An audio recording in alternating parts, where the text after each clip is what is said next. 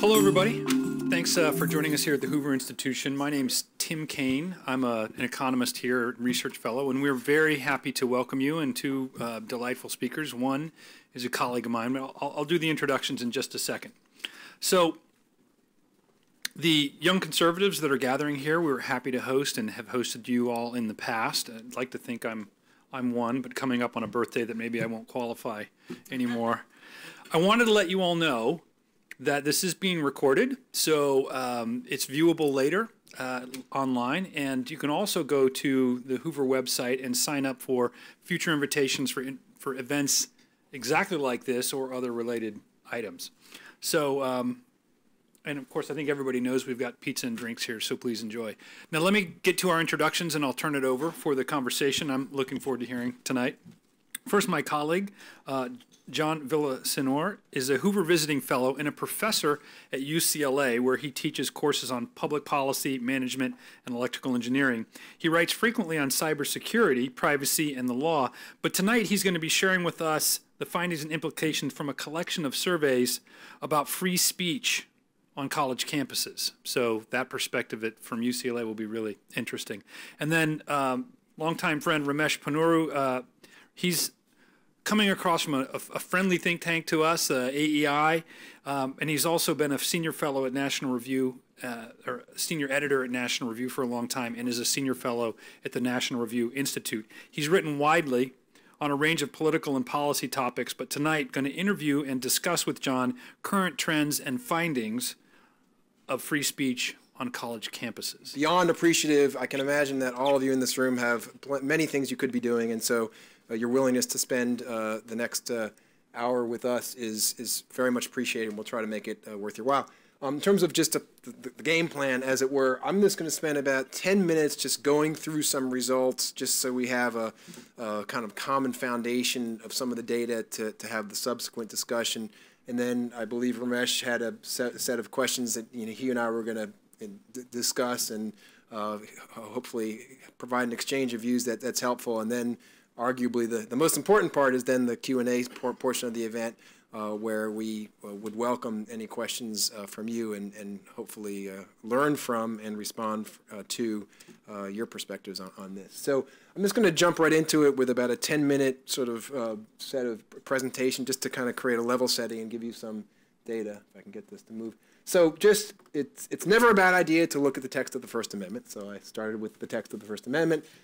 We've all, of course, seen this many times, but I always think it's helpful to remind myself of what's in it. And as you all know, there are these 5 freedoms that it articulates: religion, speech, which of course is understood to be expression, not only literal speech, the press, assembly, and the right to petition the government. So those are the freedoms we're talking about.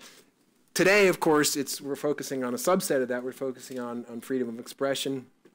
I don't need to tell you this, but again, just so we have the kind of common foundation, freedom of expression is very broad under the First Amendment, but it is not unlimited, and there are a few well-established exceptions which are relevant to some of the discussions that come up here.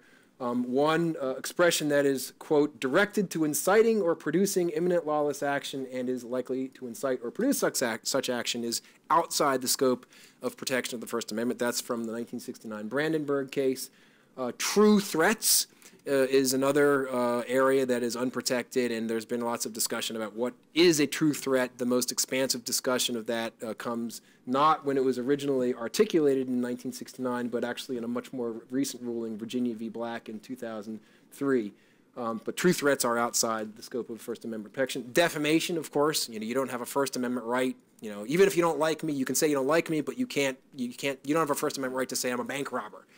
Because that's defamatory. And there's also time, place, and manner restrictions, some of which are not particularly controversial. For example, if a city has an ordinance saying I can't blast my audio system at full volume at 3 in the morning out my window, few people would argue that that's an unreasonable restriction. But on the other hand, there are some extremely controversial time, place, and manner restrictions that have come before the Supreme Court on various issues. So that's not a complete list. There's other exceptions as well, but just it's helpful to be reminded of the contours of the scope of free expression under the First Amendment. And then, so with that, let me just get into some survey results. What's interesting is there's been a spate of surveys that have come out relevant to the question of free expression on college campuses. And I don't need to tell you that that's an issue that, at least from the anecdotes, has been in the news for a number of years, with any number of, you can sort of, almost weekly it would seem, that you'd read about some sort of an incident where somebody was shouted down or prevented from speaking. But as far as I can tell, simply coincidentally, just in the last 6 weeks or 7 weeks, maybe 8 weeks now, we've had 5 different surveys come out that are relevant to this issue. Not necessarily all surveys specifically of college students, but they're relevant, and I'll explain why. So in chronological order, I published results of a survey. I published it through Brookings. I published it in mid-September of 2017. I did a survey of 1,500 undergraduates across the country in the second half of August. Slightly a couple of weeks later, McLaughlin and Associates published the results of their survey. They did that survey of 800 U.S. undergraduates in the second half of September. In October, The Economist and YouGov published the results of a survey of 1,500 U.S. adults, not generally college students. Of course, most adults aren't college students. But it's relevant here because they replicated one of the questions that I'd asked in my survey, or a couple of the questions that I'd asked in my survey in Brookings, and that was interesting as well. So that's 3 of the 5 surveys. And then a fourth, Foundation for Individual Rights in Education, FIRE, which is an absolutely terrific organization based in Philadelphia that's been addressing this issue for many, many years. They published the results of a survey of 1,250 undergraduates that they'd conducted in May and June. And then most recently, at least most recently as far as I'm aware, Cato published a survey of 2,300 U.S. adults just a couple of weeks ago, and that included an oversampling of undergraduate students. So of course we could spend 6 hours going through these surveys, and we're not going to do that. We're just going to spend a few minutes. But I've picked some highlights or highlights is maybe the wrong word, but some particularly notable results from these surveys. So I'm going to start with one from the McLaughlin survey. As you may remember, McLaughlin was a survey of U.S. undergraduates, and the respondents were asked to agree or disagree with the statement, "Words can be a form of violence." And I find this, arguably, this is, to me at least, among the most stunning results of all of the surveys and all the questions. So if you look at the left here, you see that 81% of the respondents said that words can be a form of violence. And there were no heroes here anywhere on the political spectrum. If you look at the Republican respondents, they were at 72%, the Democratic respondents 84%, and the Independents 83%.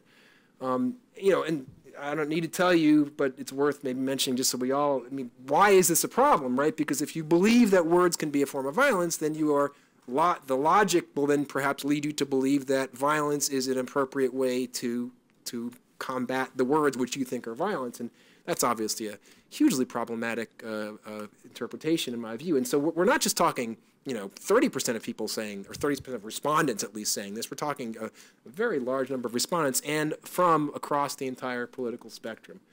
Another result from the McLaughlin survey, again, undergraduate survey. The caveat, by the way, on any of these is reasonable people can have arguments about how representative or not these populations are of the broader undergraduate population. So that caveat is always there. But with those caveats, so I'll read this. If someone is using hate speech or making racially charged comments, physical violence can be justified to prevent this person from espousing their hateful views.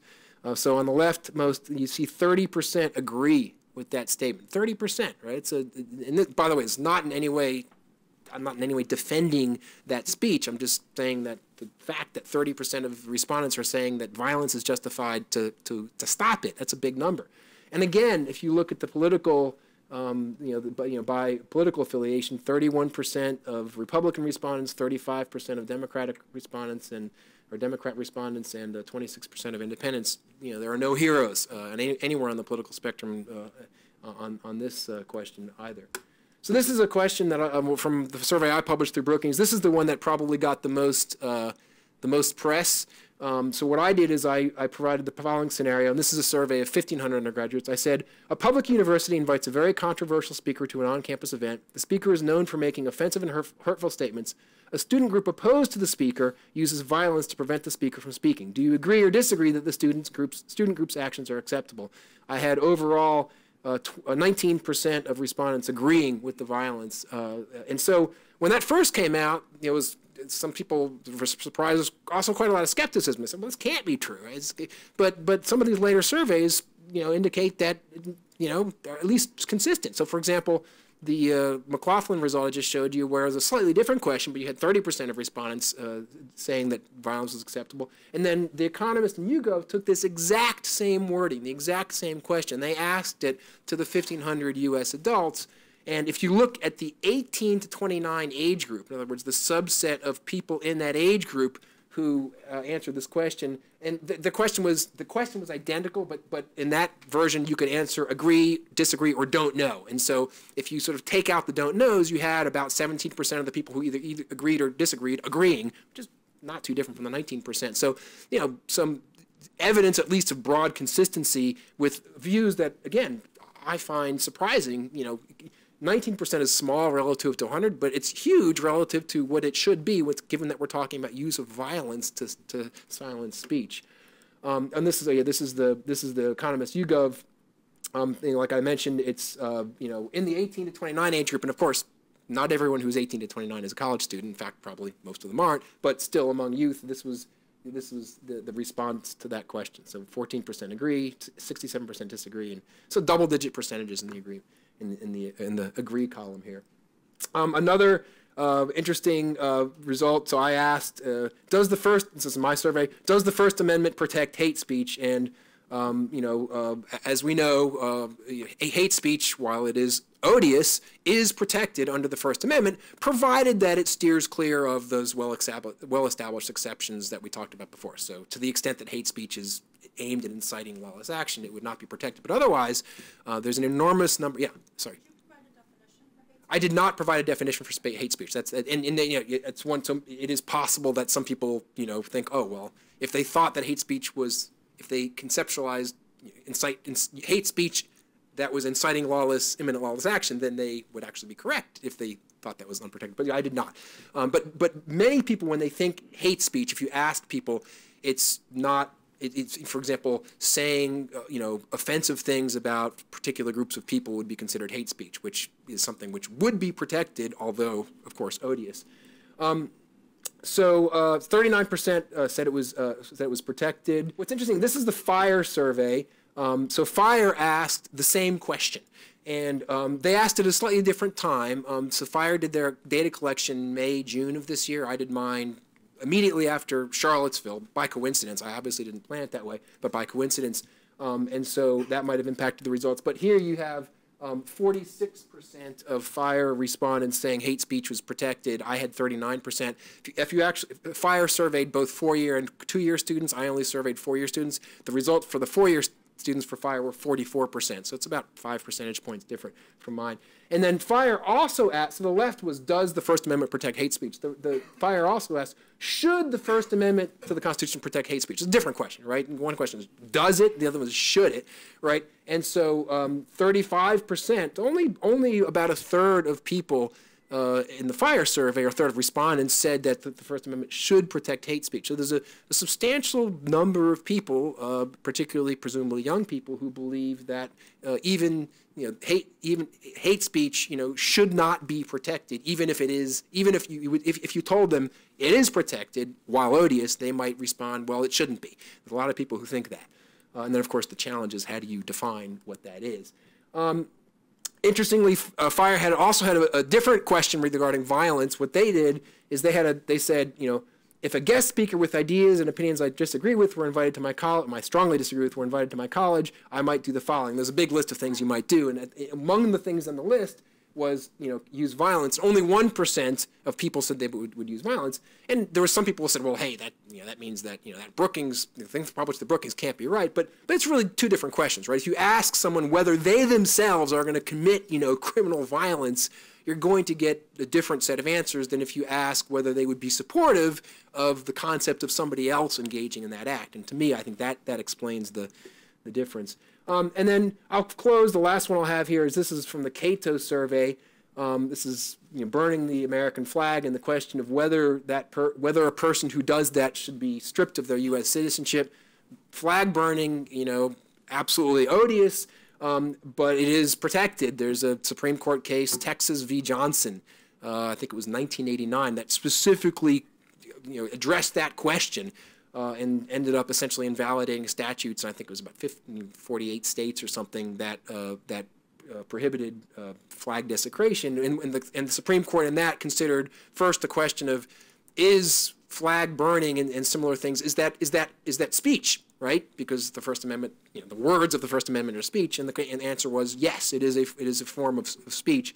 And then the court went on to say that that burning the flag was a protected form of speech, although of course one that most of us would find highly offensive. But what's interesting here is that you see in some aspects in these surveys you see more Democrats than Republicans being opposed to some form of speech, but here you see the Republicans by a very significant margin, the Cato survey, arguing that you should revoke the citizenship of somebody who burns the flag. So I put this up just to illustrate that these issues span the political spectrum, and they can span it differently with respect to different sub-questions, but they are important to us all, regardless of our own personal political views. So that's all I had as a stage setting, and I'll sit down and leave it to Ramesh. Great. Thank you. That was a terrific, brisk review of a lot of data about free speech, and it helps us, I think, understand where we are on this question. I did have a couple of questions just still on the state of public opinion and the trends, and one of those, and I'm just going to ask a couple of questions here before I let you answer. One is whether it's possible to identify trends over time. That is there movement in one direction or the other on free speech? And then second, although you did have one or two questions there that made this distinction, I do think it's interesting to compare attitudes among college students to the attitudes of their peers who are not at college, or to the overall group of young Americans, because so much of our conversation about free speech on campus treats it as a campus-specific issue. We tend to say, we tend to attribute a lot of it to the climate of campuses, to the illiberalism of today's professoriate, that sort of thing.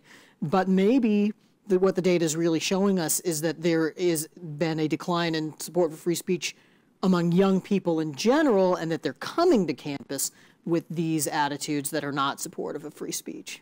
Right. No, I think those are great points. I think there is.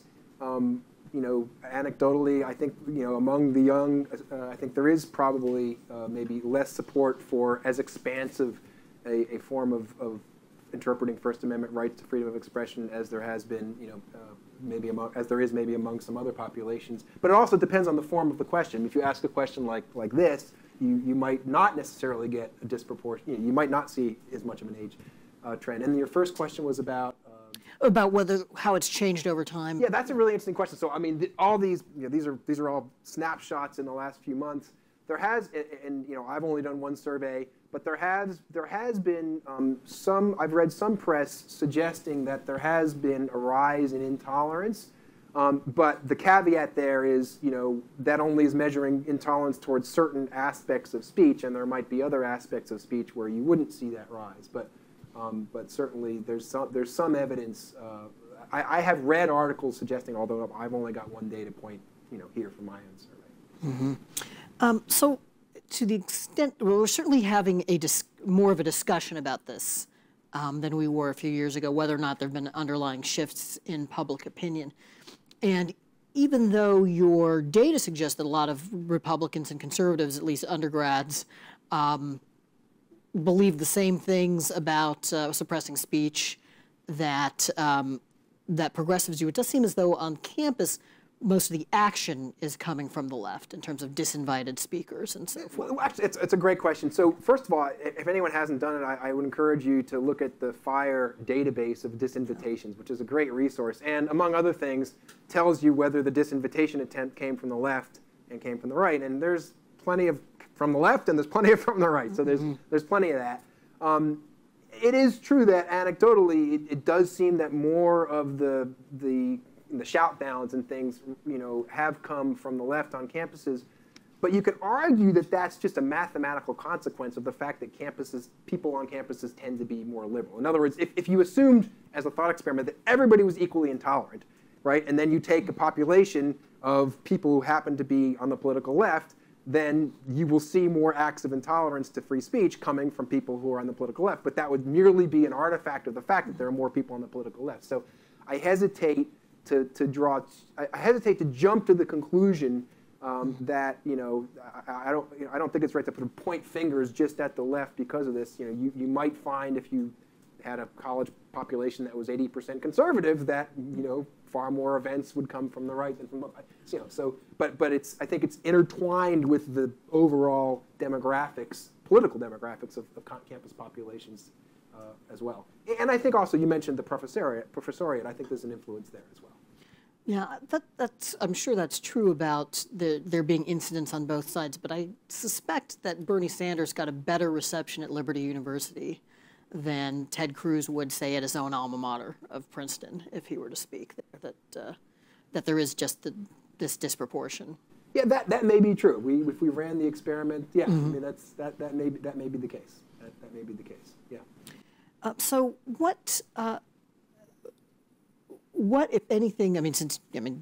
We've to move a little bit from the descriptive to the normative. What should be done about this? How do we inculcate a broader appreciation of free speech? I don't. So a couple of things. I think, and this sounds like a platitude, but I think we really need to do a better job of educating students about basic constitutional principles. I just don't think, and I think that's something that needs to happen before you set foot in a college.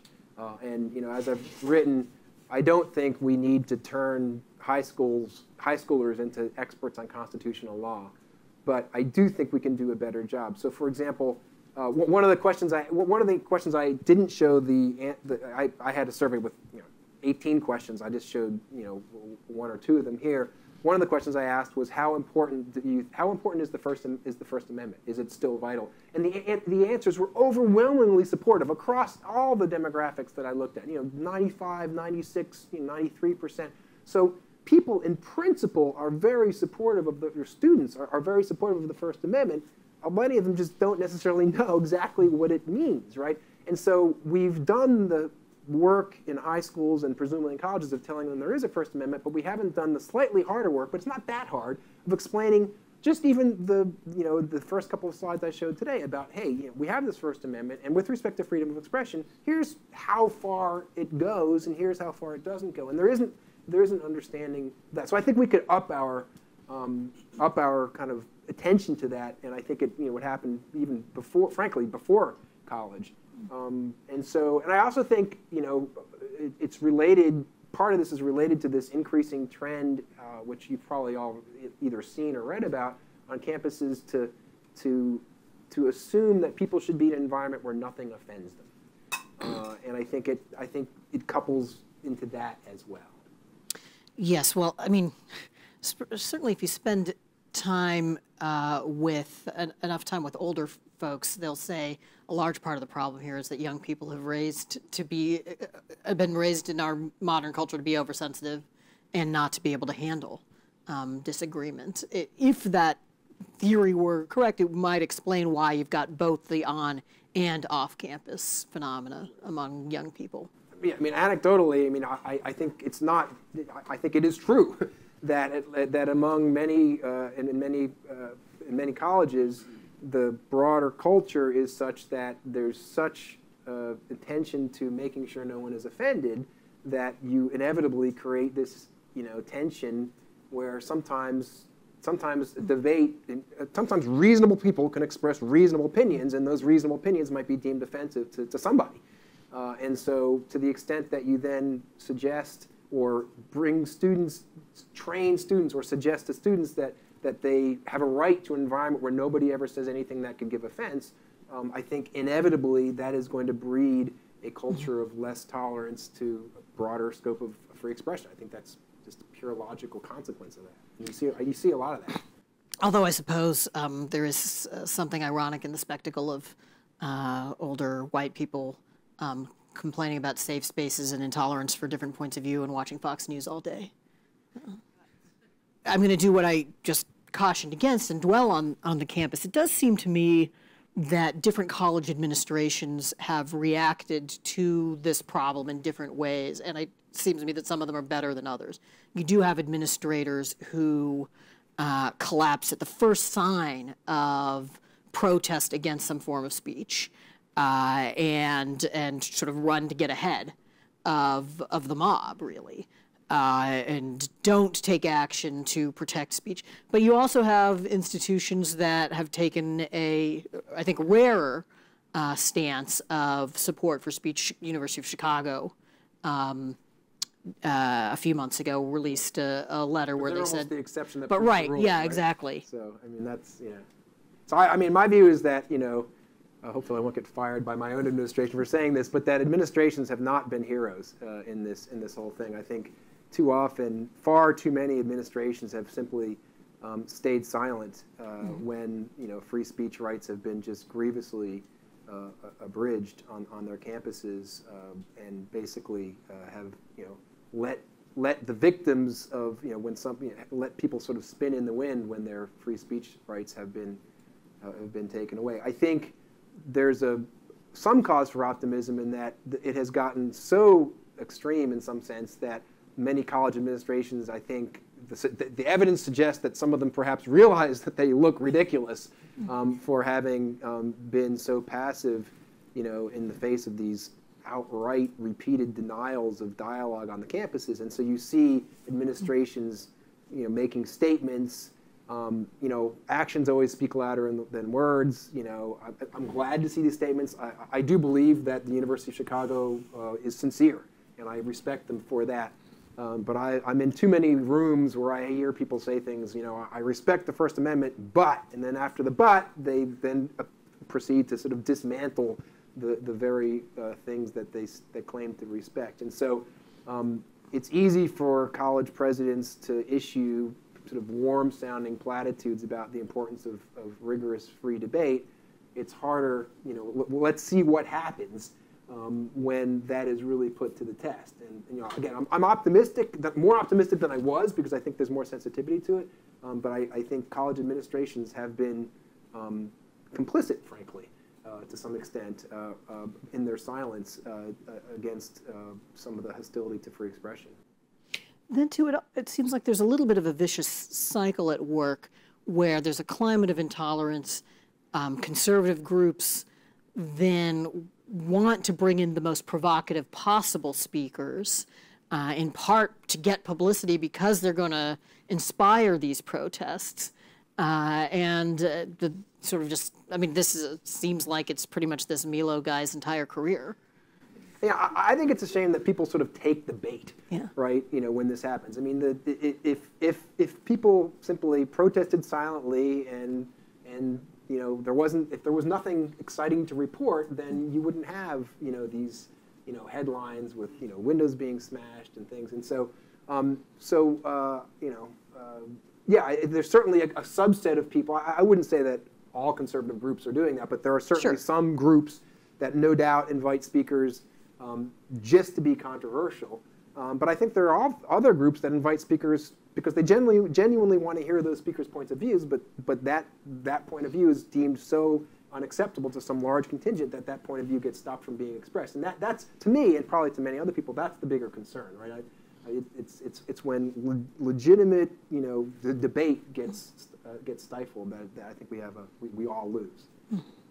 So before I open this up for the audience as a whole, let me try out a theory, which is for the whole society, not just the college subset of it, that there is decreasing support for free speech, increasing support for restrictions, for two reasons that are rooted in a kind of fearfulness about where the country is going.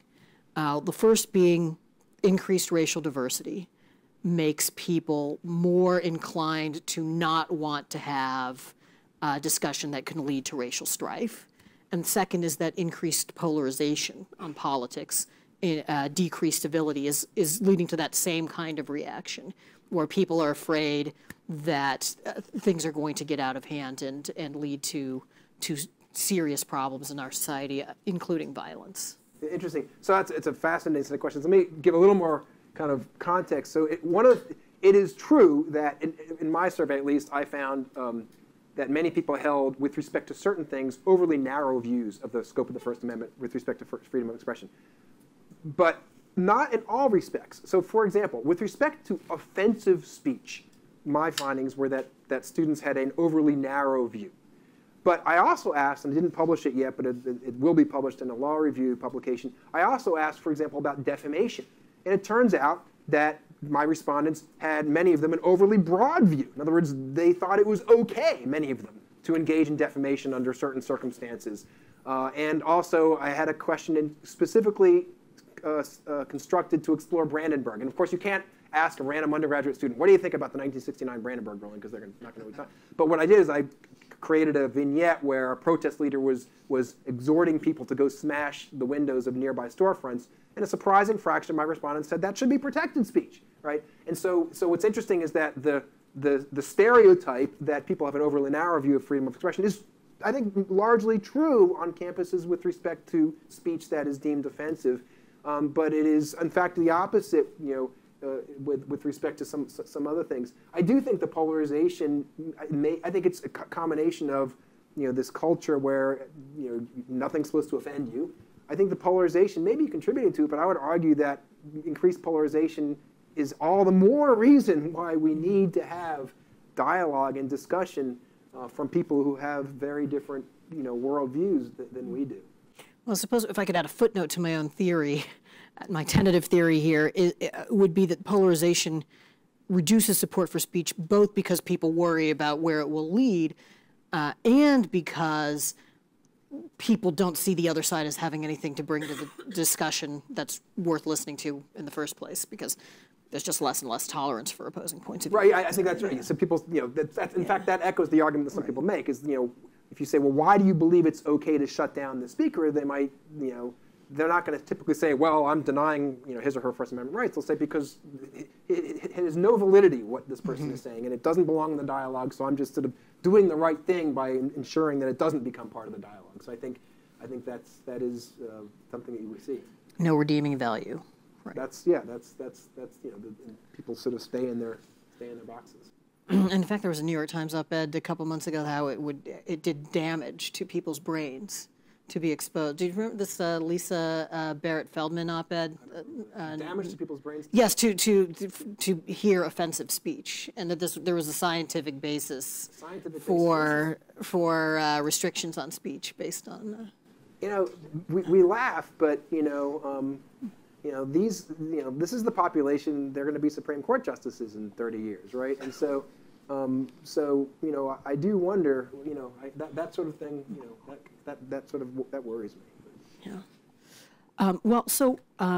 This has been a great discussion, but I feel like I should open it up to everyone. So if you'll just raise your hands if you have a question. Are mics going to come around? Okay. Yes. Hi. Thanks for presenting and chatting. It's a fascinating discussion. I'm going to be a little selfish and actually pose two questions, which you can choose to ignore, answer both, one, whichever. Well, at least you're not calling it a two-part question. No, two totally separate People questions. always lie. Not a two-part, I swear. The first is, I think it'd be interesting to hear both of you talk about a very specific example, and that's the University of Florida recently hosting Mr. Spencer, I believe.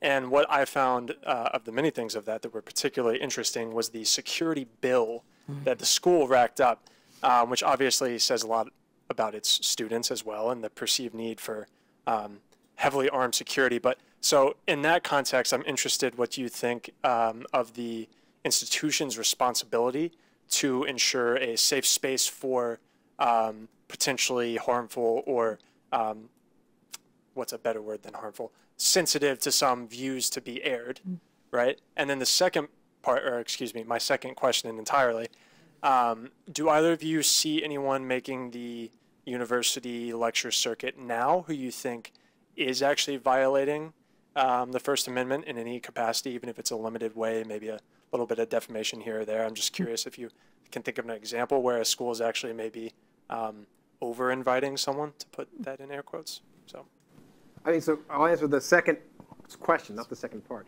The second question first. I'm not specifically aware of anyone, for example, who's going around giving talks at universities, inciting, imminent, violence against anyone.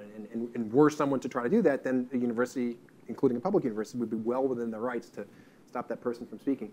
I think the Florida case, I'd actually respectfully push back and say that a better example might be Ben Shapiro at University of California, Berkeley. And in the sense that my understanding, at least at the University of Florida, is that no one actually invited him to University of Florida. He just took advantage of the fact that they rented space to anybody, and so therefore they were legally prohibited from engaging in viewpoint discrimination by refusing to rent it to him. Whereas in Berkeley earlier this year, Ben Shapiro spoke having been invited, as I understand it, by someone on the campus, and I think that Berkeley ended up spending some number of hundreds of thousands of dollars. I've read $500,000 or $600,000 on security, which is just an outrageous sum of money. Now, as you may know, there's a Supreme Court case relating to heckler's veto, and I think it's Forsyth County, where, in other words, in some sense, the university has to provide. The university can't. If any university simply said, well, if this person goes on campus, there's too much potential for issues, so we're not going to let him or her speak, then that would be, if it was a public university, then that would be a First Amendment violation, because that would be a case of the heckler's veto. So, in some sense, Berkeley had to, did the right thing by providing, enough security to make sure that the invited speaker could speak. The broader question is, where are we if we need to spend $600,000 for a speaker like Ben Shapiro to speak, who, even though you might completely disagree with everything he has to say, $500,000 is just not sustainable. So the concern, the more underlying concern is, why is it that becomes necessary in the case of somebody like Ben Shapiro being invited to speak at Berkeley? And I think that the answer is it has to do with the views of people who the university feels that they need to spend that much money to protect, to prevent their actions from disrupting the speech.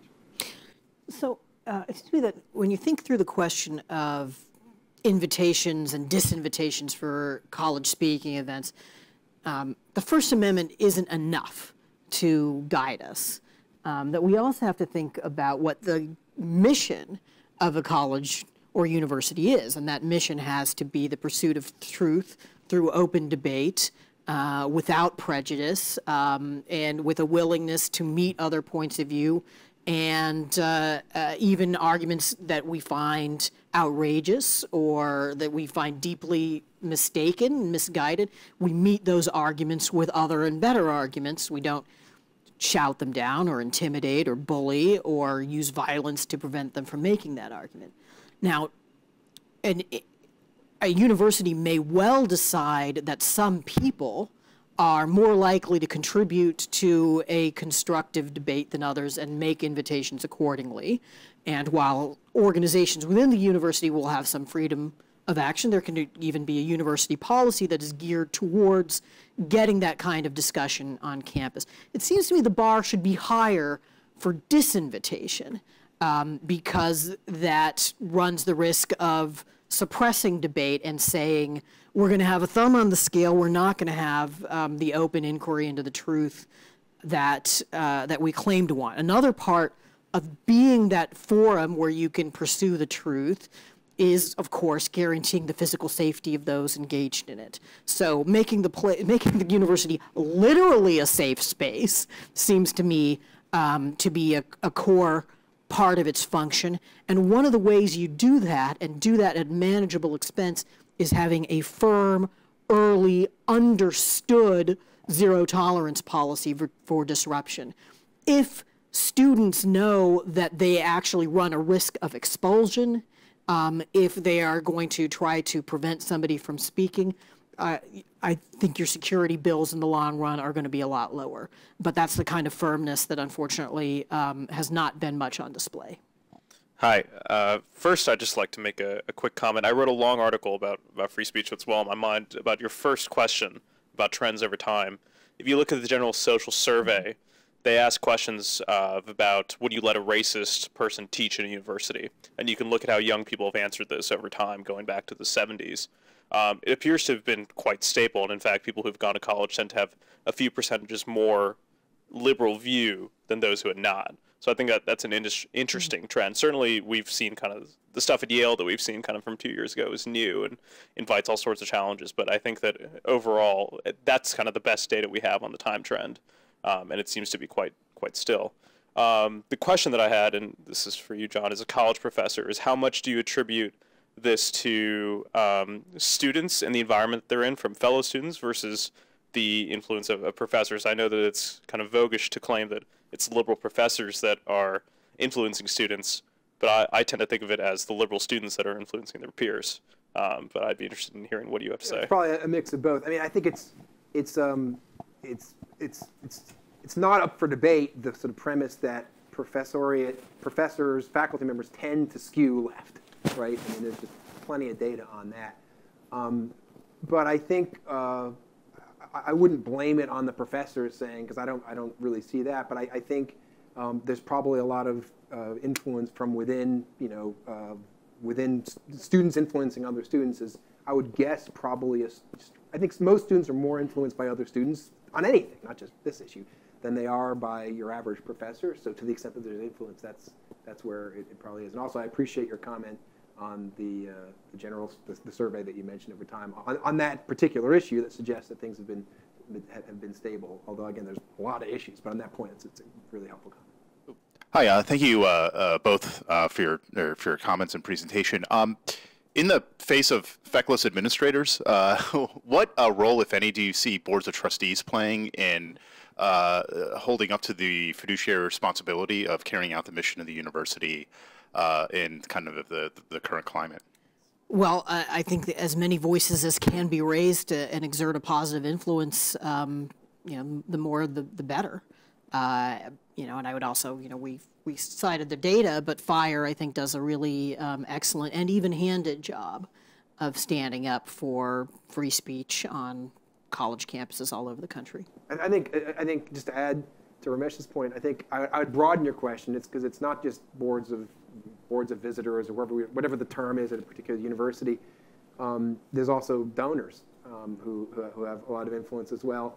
But one thing that's important to keep in mind is the way you become an administrator at a university is you have to sort of run a gauntlet of faculty. In other words, for example, when you get interviewed, I mean, I'm not an administrator, but I've seen the process as a faculty member, you have to basically pass muster with a whole set of faculty going up the chain. And so, typically the people, to survive that process, you will have needed to get the seal of approval of a lot of faculty. And so I think that tends to bias the process to produce administrators who generally tend to see the world like the faculty they will have to be overseeing as administrators. And so faculty have enormous power in that process. And I also think that administrators are certainly sensitive to the outside perception, but they're also sensitive to their own faculty.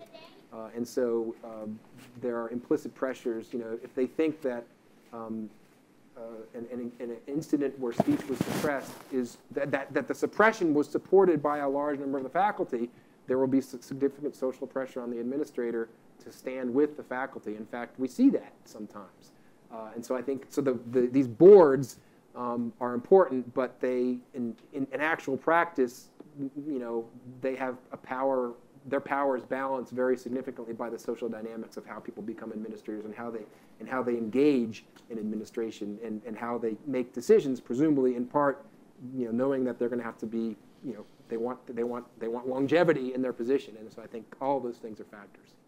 Working on campus speech issues, a lot of times what I've observed is issues with administrators, with campus police, with members of the student life administration, all violating the free speech rights of students, stopping them from handing out constitutions, things along those lines.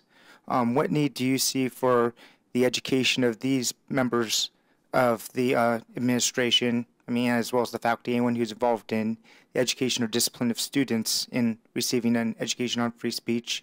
And what role do you see for state legislators applying their own pressure, fiscal pressure, so to speak, power of the purse to the public university systems? Yeah, so it's a great question. So first of all, as I think of course, you have to differentiate between public universities and the private universities, where So if we're talking about, although I think private universities, you still benefit from greater awareness, private universities have the option of offering speech, coextensive with the rights of the First Amendment. So just because they can restrict it doesn't mean they should necessarily shut down debate. But yeah, I think there's a lot of people in the administration, so a lot of faculty members who, who perhaps would benefit, myself included, I'm sure, with a refresher course on some of these things.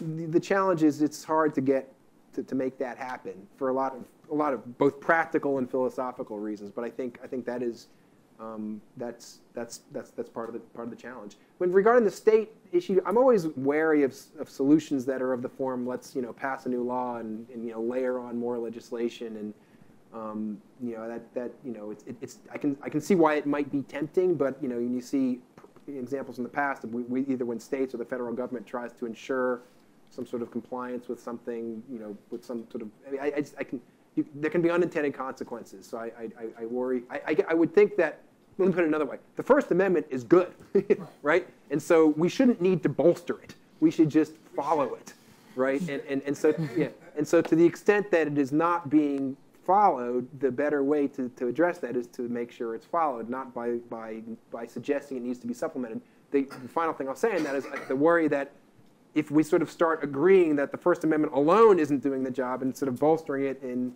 suppose 20 states pass the legislation bolstering it and 30 states don't, does that mean in those 30 states somehow we're giving ground, we're conceding that the First Amendment has less force in those states? And so there's a slippery slope there I'd worry about.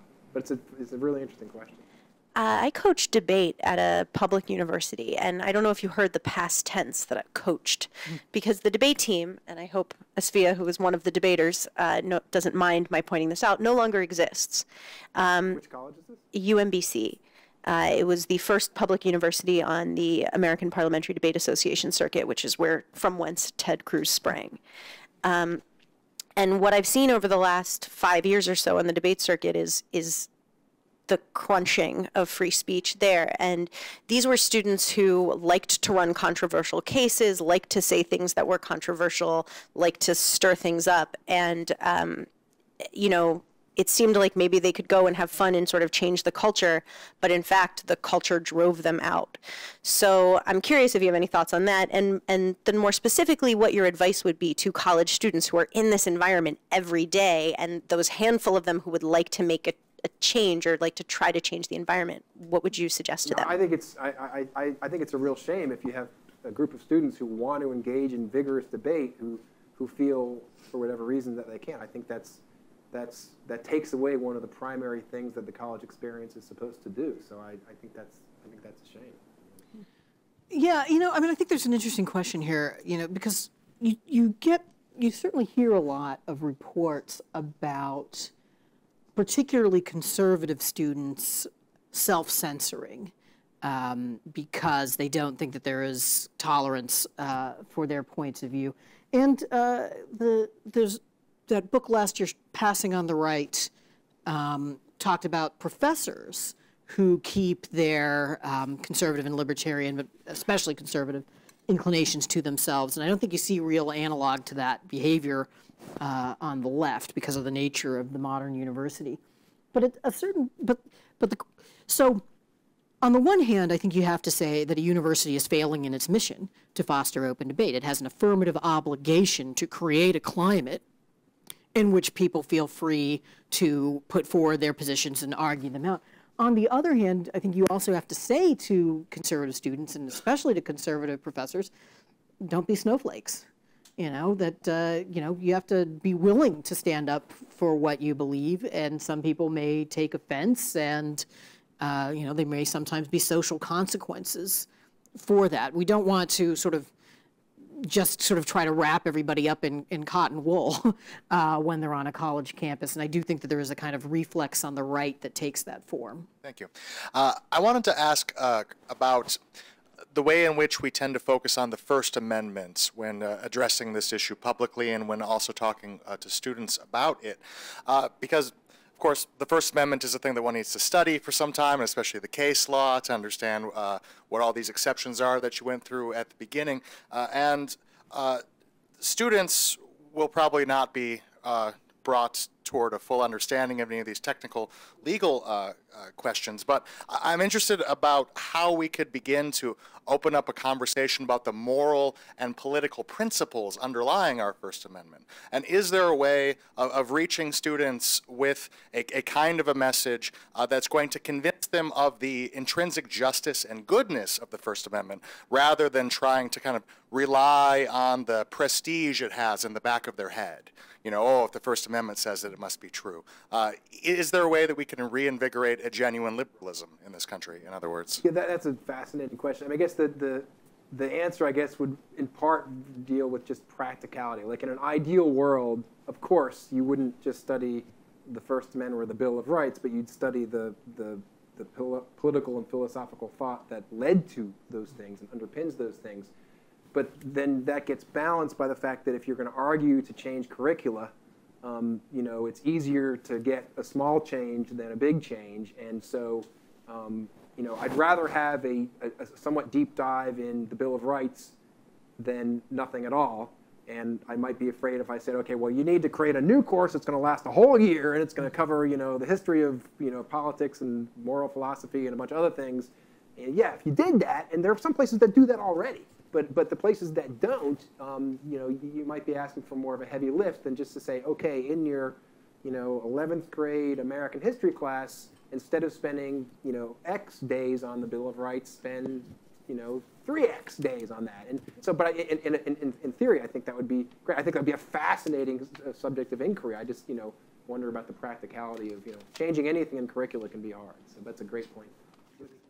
Let me just add, I mean, I think that you're right. I mean, I think that we need a culture of open debate that goes beyond the First Amendment, and that our discussion of these issues is often too legalistic. And as I was saying, I think a lot of it has, we ought to be mindful of the special role that a university is supposed to play. It shouldn't need law and courts to get it to want to foster an open debate. So related to the question of law and courts, do you think, have we undermined some of the respect for the First Amendment by trying to rely overly heavily on the First Amendment for court cases? Because, I mean, sometimes seems like there's a theory from lawyers that, like, especially because Kennedy loves the First Amendment, like if we have this Religious Bakers case, let's try desperately to shoehorn it in to freedom of speech. I mean, I just wonder, does that then create a public impression that, like, the First Amendment has become this very vague thing that seems, you know, to encompass too much? You know, I think that's a very legitimate question. I think it's one that would get a lot of play in the legal, in the, you know, academic legal community.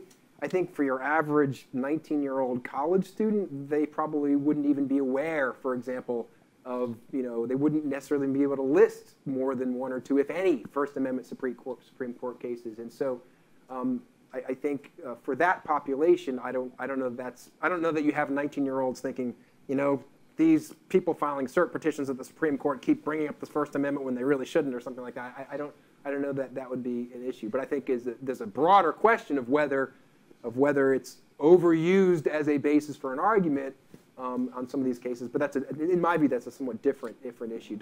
I don't think that's dispositive with respect to the free speech on campus issue. That's just my view. Maybe you disagree. Well, I do think that 19-year-old might think that, well, if anything too bad were to happen, the courts would stop it. I mean, I do think that we have, in general, over-relied in modern America on the courts for the protection of freedom in a way that has made the rest of our political culture less vigilant about threats to freedom. But that's a good, and, you know, echoing that point, you know, something I often say is that it's related, is that we don't have the 9 Supreme Court justices standing outside the entrance to public university lecture halls ready to step in and, you know, take action if free speech rights are curtailed. And so, sort of, you know, echoing what Ramesh is saying, you know, at the end of the day, by the time it gets to the Supreme Court, you know, it's been years, right? And so, whereas these events on campus get shouted down or not in, you know, minutes, right?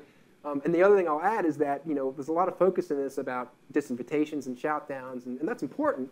But arguably, even more important are the conversations that don't occur in dorm rooms and in classrooms and in dorm cafeterias, just because of the self-censorship and because of the fear of articulating a viewpoint which is deemed to be deemed to be potentially offensive to somebody. So I like to also remind people that yes, let's focus on the shout downs. Let's focus on the fact that University X spent this $100,000 on this event. But let's also focus on what students are comfortable saying and not comfortable saying, and how that influences the university experience. Okay, I want to push on this. Not two-part. No, two questions. I want to push on this distinction between the campus and the broader society a little bit here, though. I wonder if, on the flip side of a lot of what we've been saying, if there's not a way in which education is kind of, it's inherently makes distinctions, right? It's inherently discriminatory in a sense. It says these ideas are worth studying and those ideas are less so, and so that there might be a built-in limiting principle somehow that in the university setting, because of the particular mission of the university versus the sort of broader society. I don't know, just a thought. I mean, I guess I'd distinguish. I'd say two things. I would say in the curricula, of course, there's been decisions made that, you know, if you're going to major in physics, you have to take this and things like that. But I would like to think that part of the university community is also this very open, you know, to use the overused phrase, the marketplace of ideas, and that it's not the university's job to over-curate that. You know, in fact, you want to let the marketplace, you know, be the marketplace. And so I would sort of bifurcate it. You know, what you do from a curricular standpoint is of necessity narrower and more actively curated than what you allow or don't allow for debates. And it's the latter where, I mean, we could have a whole separate session on curricula and some issues there, but the debates and the conversations and the speakers, that I would like to think has a very broad scope, and that universities shouldn't be constrained. Well, I mean, it seems to me that a college or university can legitimately orient itself around a particular view of the truth, as with religious institutions. But if you're going to do that, you need to do it openly. You know, if your university has decided to make a religion out of the editorial of the New York Times, then you have to be willing to lose some of the cultural cachet of being something more and better than that, and everybody needs to understand that going in. Hi. Early in your presentation, you had some charts, specifically your findings about hate speech. Yeah. And at that moment, when I started to think about it, I realized that I really don't know what hate speech is. It's nebulous for me, because you said hate speech is protected by the First Amendment. You also showed certain aspects of speech that are not protected by the First Amendment because they incite people to violence or certain behavior. So I have a very imperfect understanding of hate speech, and possibly other people do. Can you tell me what hate speech is? Well, okay, what I'd recommend is the University of Florida, in association with the Richard Spencer Visit, they put up a website about the First Amendment.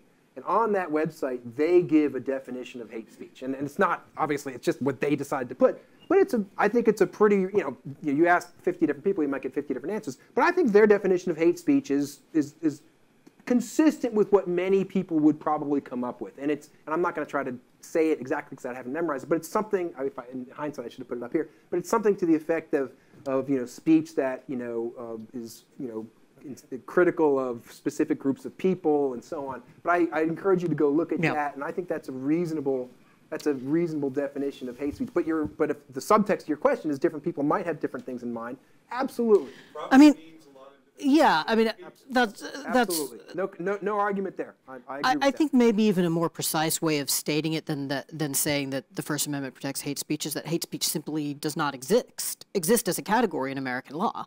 I mean, there's no American source of law that distinguishes between hate speech and other forms of speech. It's just, if it doesn't fall into those very specific exceptions of defamation or incitement to violence, etc., then it's just protected, and the law doesn't have to say whether it's hateful or not hateful. I totally agree with that. But I would say that it's not crazy to ask the question. Here's why: if you had 1,000 people each write 10 statements that they think are hate speech statements, okay, so we have 10,000 statements. I suspect that we would find that the overwhelming majority of those statements, while odious, are nonetheless constitutionally protected. Yeah. In other words, what most people think of, the kinds of things they think of when they think of hate speech, typically is constitutionally protected. That's, in other words, I think I've done that experiment, but I suspect that. Right. So I think that, people, so that's why asking the question isn't unreasonable in my view, because I think most people probably think that. Although I haven't proven that. One thing that's interesting is the FIRE survey, which I'd encourage you to look at. So I'd encourage people to look at the University of Florida's hate speech definition, which is, I think, as good as any I've seen. Although it's not a legal term, it's just what one university said. But the other thing is the FIRE survey that just came out a month or so ago, one of their questions was, I believe, I may be wrong, but my recollection is that they asked people what they think hate speech is. I think that's the case. And if I'm not mistaken, then it's worth going to look at that. I mean, I guess I think, though, that a lot of people have this mistaken impression that it is a fixed category and that it is in the law. And I guess maybe the analogy I might want to draw is to rude speech, right? I mean, if we all had lists of rude speech that we made, there might be a significant amount of overlap, but it's just not of interest to the law. The law's never had to distinguish between rude and non-rude speech.